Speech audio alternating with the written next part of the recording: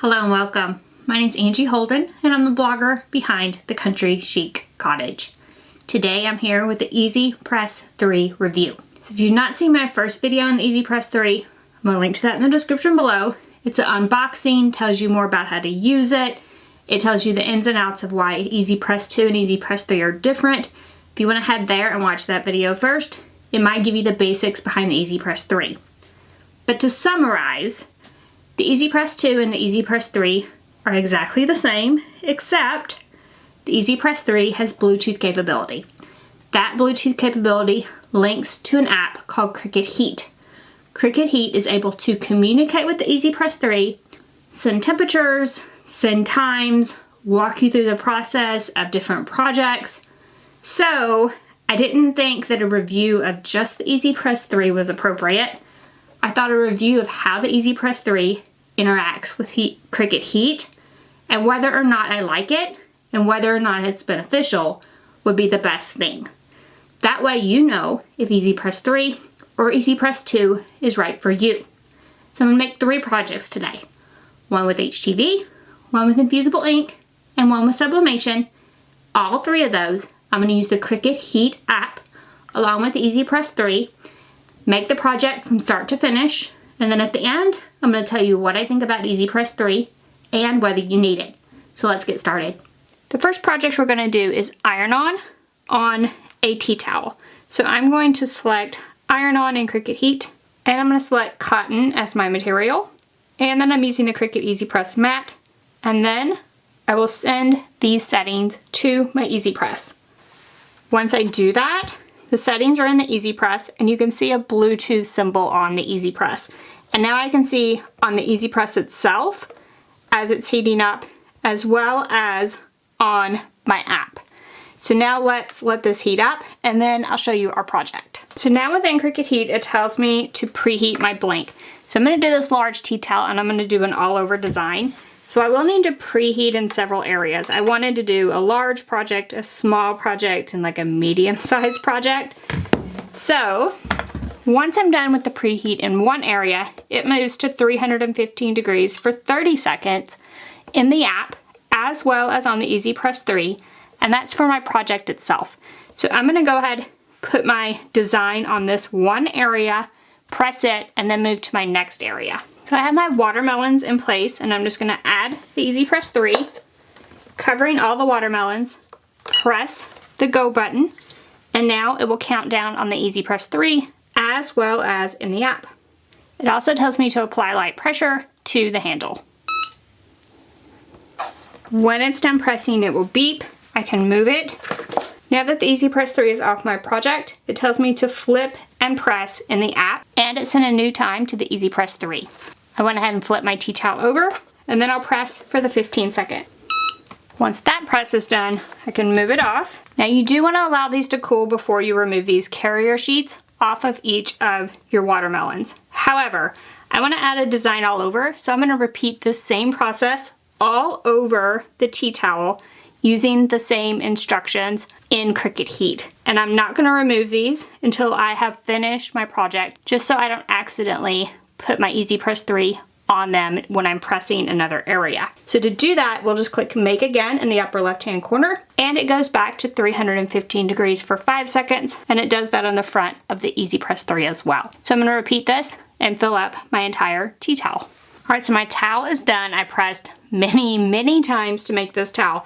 So something I realized, and I do like, if I'm using the Cricut Heat app and I open up another app while I'm pressing, say during that 30-second press, open up another app to check something, Cricut Heat is still communicating with EasyPress 3 in the background. So the only time I needed to go back to the app was to hit the Make Again button. So I did like that, especially if I got like a text or a call or something while I was using Cricut Heat. So now let's move on to an Infusible Ink project. Next, I'm going to do some Infusible Ink coasters, and I'm just going to show how to prep these. So we're going to lint roll the coaster itself, and then you'll just add your Infusible Ink to the surface and tape it down well, as I've done with these other ones. So I'm going to go ahead and tape this one down, and then we'll take a look at how Cricut Heat works with Infusible Ink. Now that those are tightly on there, I'm going to click Start New Project in Cricut Heat, and I'm going to select Infusible Ink Transfer Sheet, and I'm going to tell it I'm applying it to ceramic coasters. And then I'm going to say next, and I'm going to send the settings to my heat press. I really think this is where Cricut Heat is going to be super useful. First of all, there is a list of what you need because the instructions for Infusible Ink are super detailed, and if you don't follow them exactly, your results will reflect that. So this is where I'm really excited about the possibilities with Cricut Heat. So I'm going to click Send Settings to EasyPress. So let's say I don't know how to do these coasters. We can press detailed instructions at the bottom, and it tells us exactly how to do this. So I'm preheating my Cricut EasyPress. I went ahead and lint rolled. I used a lint roller, you can use a lint-free cloth on the ceramic coaster. And then we're going to cover the mat with cardstock. So I'm going to go ahead and cover my mat with white cardstock.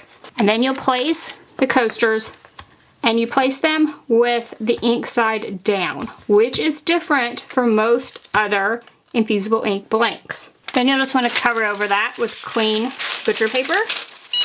Then you want to press with no pressure, 400 degrees for 240 seconds. So I can close out those detailed instructions. My EasyPress 3 has heated up and it's ready to go. I'm going to put it over the top of my coasters. Then I'll press the go button. It'll start counting down on the EasyPress 3 as well as in Cricut Heat. Now it says right on the Cricut Heat app that we don't have to apply any pressure. So I'm just going to let the Cricut EasyPress 3 do its job for the full time.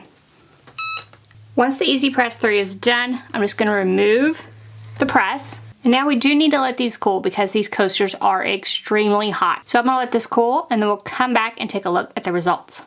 Here are the coaster results. So I do have heat resistant gloves on. Like I said, these stay warm like a really long time, and I wanted to remove everything and show you the results. So gorgeous Infusible Ink design. Now these were watercolor. The green and the red were like a watercolor Infusible Ink print. So you can see some variation, but that was totally the look I was going for, and I absolutely love these coasters. So let's move on to a sublimation project. Next, we're going to press this sublimation print to a polyester onesie. So let's take a look at Cricut Heat and how we will do that in the Cricut Heat app. So I'm going to go ahead and turn the EasyPress 3 on. What I want to do on this first screen, instead of clicking Start a New Project, I'm going to scroll down and I'm going to pick Set Custom Time and Temperature. And now I can set whatever I would like. So I want to do 400 degrees. And I want to do that for 50 seconds. I generally find my sublimation works best at those temperatures. Then we can also pick a preheat. So I do want to preheat it, but I do not want to flip and press. And then we'll click Send Settings to EasyPress.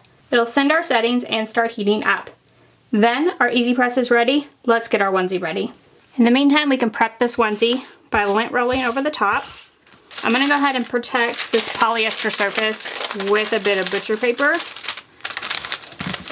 And then just press for the 5-second pre-press. And now we do want this to cool off before we add our sublimation print. While it's cooling off, I am going to add a small EasyPress mat to the inside, just because a onesie has so many seams and we want to lift up the area that we are going to be sublimating on. Then I'm just adding a piece of butcher paper on the inside over the top of that mat, and we can add our sublimation print. Now I do recommend adding more tape for sublimation using the EasyPress than maybe you normally would add. Once you have it taped down well, we're just going to add a piece of butcher paper over the top. And now we're going to press 400 degrees, 50 seconds. So we'll just press that go button and it will count down in the app as well as on the EasyPress 3. You only need a light pressure for sublimation, so just press down on the handle. Then when it's done, you can remove the EasyPress. We're going to allow this to cool slightly before removing the print. Then we can just peel back the print to reveal our design on our onesie. So you can do sublimation with the EasyPress 3 and the Cricut Heat app. So let's wrap this up and talk about the EasyPress 3. So now you've seen me make 3 projects with the EasyPress 3. We started off with the HTV. I did it all over a tea towel so I could test multiple presses with iron-on with the EasyPress 3. Then I moved on to Infusible Ink and made these coasters, which was kind of a large project with a long time. And then I moved on to sublimation, which is where I had to use that custom time and temperature within Cricut Heat, because Cricut Heat only has technically the Cricut materials. So it only has Cricut iron-on and Cricut Infusible Ink or other materials that Cricut makes. However, you can input your own times and temperatures for custom settings, which is what I did in the case of Sublimation. So now let's talk about my thoughts of Cricut Heat EasyPress 3 and EasyPress 2, which is right for you. So my thoughts are that the Cricut Heat app is really, really great. It walks you through the process, and I think especially for beginners, it's going to be a game changer. So even if you are super experienced, if you will remember back to when you first started out, you would forget steps. You would forget that holographic iron-on required a different temperature than everyday iron-on. You might forget on Infusible Ink that these coasters need to be upside down versus right side up. You would forget all those little bitty steps, and your project would not turn out as great as it should have. And even if you're experienced, you might still be forgetting those steps, because I do it too. Matter of fact, on these coasters, I forget all the time. So I do think Cricut Heat has a place.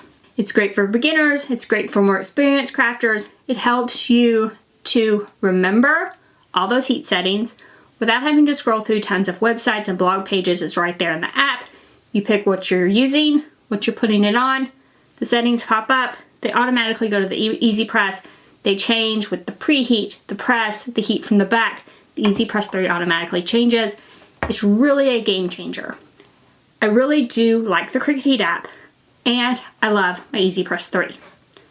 So now the question is, if you already have the EasyPress 2, is the EasyPress 3 worth it? If you already have the EasyPress 2, I would say, like, bottom line, the only reason to upgrade is if, number one, you just really love this color because you can't get it with the EasyPress 2, or if you just are in love with the Cricut Heat app and you don't think you can live without it. Those are the only two real reasons to upgrade. Otherwise, I would just keep using your EasyPress 2 just as you always have.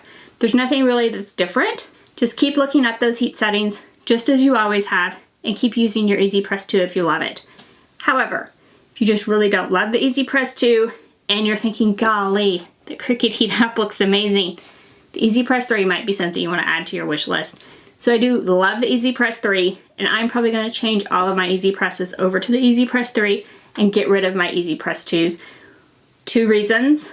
One, because of the Cricut Heat app makes my life a little bit easier, especially when I'm doing so many projects. Number two, the colors just match better in my videos. So if you start seeing the EasyPress 3 a lot, that is definitely why. But that is my decision and what works in my craft space and for my YouTube channel. You have to make the decision for yourself. So now that you've seen everything that the Cricut Heat can do, and me using the EasyPress 3 for 3 different types of projects, hopefully you can make the decision on your own about whether this machine is right for you, or if you're just going to keep using your EasyPress 2 until it just doesn't work anymore. And hopefully that will be a really long time. So now, if you have any more questions about the EasyPress 3, I'm happy to answer those either in the comment section below or in a future video. Happy to make more videos to answer all the questions. It does come in 9x9 as well as 12x10. They're not currently going to make the 6x7 in the EasyPress 3. So if you got one of those when they used to make it in the EasyPress 2 size and you love it, then you lucked out because they're not going to make that in the EasyPress 3. I have a 6x7 EasyPress 2, and I will be keeping that one because I do like that size for smaller projects. If you liked this video, if it helped you, give us a thumbs up. And if you haven't already, head on over to our YouTube channel, hit that subscribe button. We have videos just like this one every single week, and trust me, you don't want to miss any of those. After all, who doesn't need a watermelon coaster? All of the projects that I used will be linked in the description below, as well as the supplies. So head there if you want to know where I purchased anything. So thank you all so much for joining me, and I'll see you next week. Bye-bye.